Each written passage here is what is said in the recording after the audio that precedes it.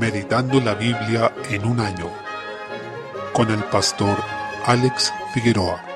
Día 24, mes 7, Segunda de Crónicas, capítulo 11. En este capítulo vemos cómo el Señor deja en claro que había un propósito detrás de la división del reino, que consistía en preservar la línea de la simiente de la mujer prometida desde Génesis 3:15. Pese a que la división del reino se debió al pecado del rey Roboam, vemos que existió un ejercicio de la soberanía divina en medio de todo esto. Ahora bien, esto no le resta responsabilidad a Roboam, pero sí implica que el Señor con esto refleja su elección por la tribu de Judá, y por tanto, este rey ya no sacaba nada con intentar unificar los reinos, porque desde ahí descendería la simiente de la mujer, que luego fue especificada en el pacto con Abraham y ratificada con Isaac y Jacob. Y de hecho, en Génesis capítulo 49, Jacob profetizó que el cetro no se iba a apartar de la casa de Judá, es decir, el Señor estaba apartando a esta tribu para que a través de ella viniera el Mesías prometido. Sabemos por el libro de Reyes que Jeroboam estableció un culto idolátrico, alternativo al culto en el templo de Jerusalén, y lo hizo así para que el pueblo de Israel, es decir, las tribus del norte, no tuvieran que dirigirse a Judá para adorar en Jerusalén, que estaba en el sur, y por consiguiente, así no se escaparan de su control. Él temía que la gente que se dirigiera a Jerusalén no volviera de regreso. Sin embargo, como vemos en el texto, eso terminó ocurriendo de todas maneras. Uno de los intentos de Jeroboam para evitar estos peligrosos traslados, según su visión torcida, fue instaurar 2 becerros de oro, uno al norte de su territorio y otro al sur. Pero la gente que amaba al Señor finalmente se terminó trasladando de igual forma y dejando su reino, porque este rey Jeroboam también se había apartado de la palabra de Dios. Jeroboam desechó la ley y se entregó a los ídolos, llegando a ser incluso un ícono de idolatría y perversión. Capítulo 12. Sisac invade Judá. En este capítulo vemos que, luego de que Roboam se consolidó en su reino, se olvidó del Señor, quien lo afligió con la invasión de Sisac, faraón de Egipto. Este tipo de opresiones a través de pueblos invasores eran comunes cuando un rey se apartaba del Señor. La respuesta de Roboam fue la de humillarse delante del Señor, quien detuvo su ira, tal como lo hacía cada vez que alguien se humillaba delante suyo. Debemos aprender que cuando reconozcamos que estamos en algún pecado, debemos disponer nuestro corazón inmediatamente al arrepentimiento, porque el Señor es lento para la ira y grande en misericordia. Finalmente, a modo de resumen, se nos dice que Roboam hizo lo malo porque no dispuso su corazón para buscar a Jehová, es decir, la fuente de la maldad que puede haber en nosotros es el no disponer nuestro corazón para buscar el rostro de Dios. Por tanto, debemos determinarnos a buscarle a Él. Capítulo 13. Se expone el reinado de Abías, hijo de Roboam. Durante el reinado de Abías ocurrió una batalla en contra del reino del norte liderado por Jeroboam. Lo destacable de esta batalla es que el ejército de Abías era muy inferior al de Jeroboam, pero a pesar de ser doblados en número y de haber sido emboscados, ellos gritaron con fuerza al Señor para pedirle auxilio, y fue el Señor quien les dio la victoria. Nuevamente vemos que se repite una constante de la Escritura, y es que no depende del número, ni de la fuerza, ni de la técnica, ni de la tecnología del ejército para alcanzar la victoria, sino que depende del hecho de que el ejército se rinda ante el Señor. Uno de los casos más emblemáticos de esto es Gedeón, quien con solo 300 venció a miles de los madianitas, lo que nos enseña que no depende de qué tan fuertes somos, ni de cuántos recursos tengamos, sino que debemos disponernos a ser útiles en el reino del Señor, y Él será quien nos dé la victoria frente a nuestros enemigos. Salmo 18, desde el versículo 37, en esta sección el salmista habla concretamente de la victoria sobre sus enemigos, y David, como rey vencedor, prefigura también al Señor Jesús. Nos da pasajes que finalmente se refieren a nuestro Señor, como en el versículo 43, que dice: «Me has hecho cabeza de las naciones, pueblo que yo no conocía me sirvió». Hay pasajes muy similares a estos, como Isaías 55, del 3 al 5, o en Romanos capítulo 9, en que se habla de cómo los gentiles, que no eran pueblo, ahora son llamados pueblo y sirven al Señor. Por eso en el versículo 49 dice: «Por tanto yo te confesaré entre las naciones, oh Jehová, y cantaré a tu nombre. Grandes triunfos da a su rey, y hace misericordia a su ungido, a David y a su descendencia para siempre». Es decir, nos confirma que este salmo tiene que ver con ese ungido, con ese Mesías, que justamente significa ungido en hebreo, y que en griego es Cristo. Entonces se refiere en último término al hijo de David que reinaría sobre sus enemigos para siempre, y esta victoria podremos apreciarla plenamente en la segunda venida de Jesucristo. Proverbios capítulo 19, versículo 27. Debemos tener en cuenta que a lo largo de nuestra vida nos enfrentaremos con muchas mentiras que se presentan como una alternativa a la verdad y que intentan apartarnos del Dios vivo, por lo que se vuelve necesario estar alertas para identificar estas mentiras y cesar de oírlas. Ahora bien, muchos usan las palabras dichas por el apóstol Pablo: «Examinadlo todo, retened lo bueno», en 1 Tesalonicenses 5:21, para justificar el oír cualquier cosa, llegando llegando incluso a exponerse a la mayor basura, pero se debe tener en cuenta el consejo que el Señor da a través de este versículo, y debemos cesar de oír la mentira, no exponernos a ella, rechazando toda forma de mentira que nos haga apartarnos de las razones de sabiduría, sin escudarse en que la Biblia nos da cierta clase de permiso para exponernos a cualquier cosa, porque la Escritura no nos da tal licencia. Versículo 28. Una persona va a manifestar su condición espiritual incluso en la forma en que se desenvuelve en un juicio, porque allí demostrará si teme o no al Dios vivo, quien está presenciando todo y que además es justo y dará el pago a su tiempo a quien hace maldad. Lamentablemente, hoy en día nos enfrentamos a una cultura que tiene una visión de Dios que lo aparta de lo que acontece en su creación, lo que incluye la realización de los juicios. Cuando Dios ejerce su juicio es acusado de crueldad por los impíos, pero la Escritura nos enseña que el Señor está por sobre todo juicio y es quien hará justicia. Por tanto, como creyentes, debemos reflejar esa verdad en nuestras vidas y tenerla en cuenta también en nuestra forma de ver el mundo y las cosas que ocurren en él. Versículo 29. Habrá un juicio merecido para los escarnecedores y los necios, aunque por momentos pensemos que parecería que no lo habrá. La palabra es clara para afirmar esta verdad. Por tanto, debemos alegrarnos de que el Señor es quien hace justicia y es bueno en todo tiempo. Quienes se han rebelado contra él y viven en maldad, afligiendo a su pueblo, tendrán su merecido castigo. Romanos capítulo 8, desde el versículo 22. Sigue con la línea de razonamiento de los versículos anteriores. Nos encontramos con esta porción que nos habla sobre los efectos de la redención en la creación. La Iglesia evangélica actual se caracteriza por centrar todo en la salvación personal, que sin duda es clave y fundamental, pero la salvación personal es simplemente un medio para que Dios sea glorificado, porque el poder de Dios no se agota allí, sino que estará sobre toda la creación. Por consiguiente, debemos ver la creación de Dios en un estado temporal bajo el pecado, pero que aún así refleja su gloria. Sin embargo, habrá un momento en que ya no encontraremos presencia del pecado en ella y todo será cubierto de la gloria de Dios. Desde el versículo 26, vemos que el Espíritu nos ayuda en nuestra debilidad. Esta hermosa realidad es una invitación a la oración, porque muchas veces no tendremos las palabras adecuadas. De hecho, nunca elevaremos una oración perfecta, pues hay presencia de pecado en nuestra vida, nuestro entendimiento es limitado y nuestras palabras son torpes, pero es el Espíritu el que intercede por nosotros. Es Él quien lleva nuestra oración al cielo. Por tanto, animémonos a orar con fervor. Desde el versículo 28, a los que aman a Dios, todas las cosas les ayudan a bien. Esta porción nos muestra la cadena de oro de la salvación. Por una parte menciona que Dios nos conoció en la eternidad y nos predestinó para que fuésemos hechos conforme a la imagen de su Hijo. Y si seguimos, vemos que a los que Él predestinó también los llamó, y a los que llamó los hizo justos por la fe, y a los que justificó de esta manera también los llevó hasta la gloria. Esto nos muestra que nuestra salvación está segura desde la eternidad hasta la eternidad, desde antes de la fundación del mundo hasta los siglos de los siglos. Es decir, nuestra salvación está segura en las manos de Dios, para siempre. Desde el versículo 31, el apóstol Pablo añade una serie de preguntas. Una de ellas es: ¿qué pues diremos a esto? Si Dios es por nosotros, ¿quién contra nosotros? Porque si Dios entregó a su Hijo, entonces con Él nos dará todas las cosas. Porque si entregó lo más amado y valioso que puede existir, que es su Hijo, por consiguiente, es claro que junto con Él nos dará todo lo demás. Luego continúa con las interrogantes: ¿quién nos acusará? ¿Quién nos condenará? ¿Quién nos separará? Y las respuestas están sugeridas en la misma pregunta, porque claramente nadie puede acusarnos si Dios es el que nos hace justos. Nadie puede condenarnos si Cristo murió y resucitó por nosotros e intercede en nuestro favor. Y nadie puede separarnos del amor de Cristo. Ninguna cosa creada, ni tribulación, ni angustia, ni persecución, ni hambre, nada de eso puede separarnos de este amor infinito, porque Él es quien nos da la victoria y nos hace más que vencedores. Desde el versículo 38, finalmente el apóstol Pablo resume todo en estos dos últimos versos, que nos hablan de lo seguro, perfecto, estable y permanente que es este amor con el cual el Señor nos ha amado en Cristo, de modo que nada pueda apartarnos de Él. Por tanto, recreemos nuestro espíritu en estas cosas y alabemos a Dios por su gran misericordia.